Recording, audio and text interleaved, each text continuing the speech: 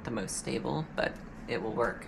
Okay, so I got another question from a user on Twitter, and they ask, Hi, I actually want to ask if it's cool if you have like a dry fire routine you'd suggest. I'm hilariously broke, and it's been months since I last got to fire my handgun, but I really don't want to just have it sitting there when I can be doing something. Also, I don't want to waste time the next time I actually get to the range. It is a little indoor range, so I'd happily take any advice on what to focus on. I don't want to have it to just have, you know? And eventually, once I'm a little bit more financially stable, I want to work towards competition. Really just has been me trying to teach myself. Okay, so basically, this is going to be how to dry fire. One of the first things you're going to want to do is make sure you have no bullets around. So, get rid of that stuff, and then make sure your weapon is clear, which this one is. So remember the rules of firearm safety. I won't say them here, because I assume you know, which might be bad.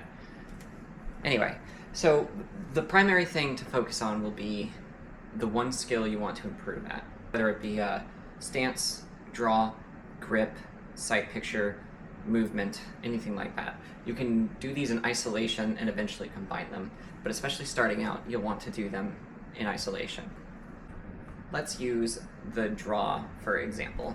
When going to draw your handgun, there's a few motions that take place. So, weapon is clear.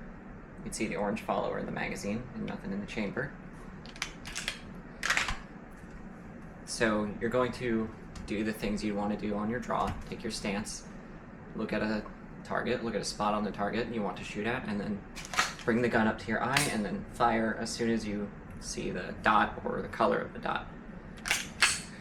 Now, the reason I'm saying that is because you can break this down into even smaller bits.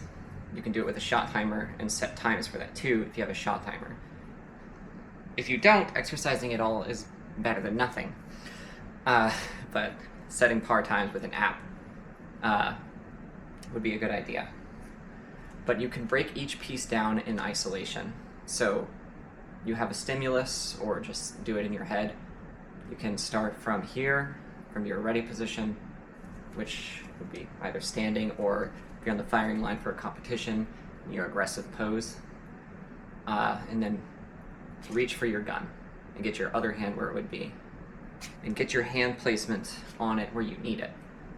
And then you can break that down, even starting from the proper hand placement after you've gotten that. And then have the gun come up.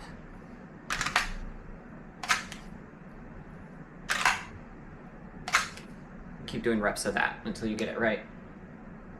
And then from there, from this position after having drawn your pistol, you can work on bringing the gun up to your eye.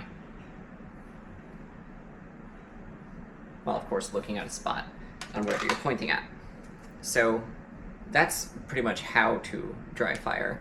What exactly to dry fire is mostly up to you, but I've been mostly trying to do vision and trigger control.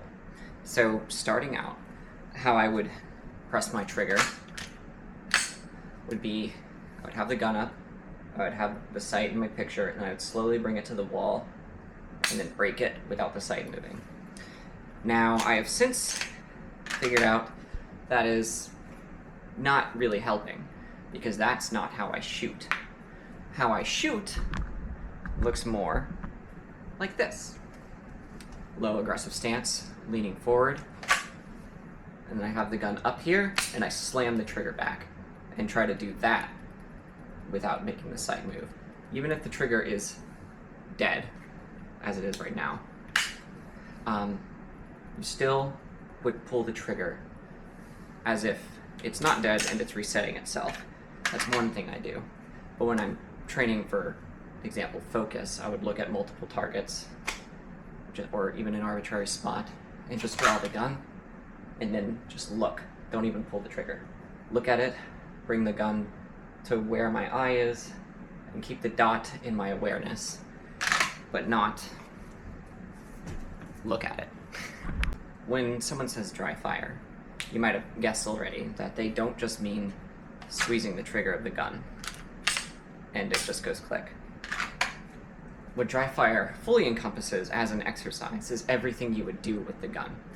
So that includes your stance, the draw, the trigger pull, your vision and focus, target transitions, movement between positions for USPSA, things like that. One more thing. So I believe you did ask how to, or what exercises you would want to do.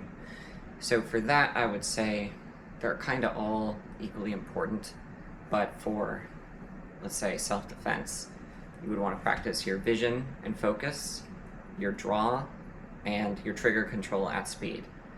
So your draw wouldn't necessarily be from a holster like this. It would be however you carry it. So appendix, 3 o'clock, 5 o'clock if you're into that. Or I carry with my appendix carry more at 12. Just however you carry it. And then bringing the gun up to the target and firing aggressively. So I hope you found this helpful. Let me know if you have any more questions.